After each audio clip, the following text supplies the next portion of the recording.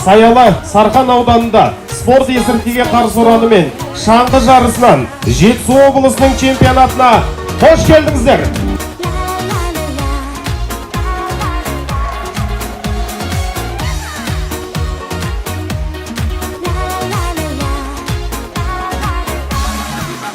Елім барда ерлік бар, мақтанатын. Ерлік барда намыс бар, сақталатын. Намыс барда жеңіс бар, жетелейтін. Жеңіс барда елім бар, еркелейтін. Биікке болған самғайды, елімнің жас арманы. Намысын елдің қорғайды. Қайырлы күн, құрметті спорт сүйер қауым, құрметті бүгінгі іс-шараға қатысушылар.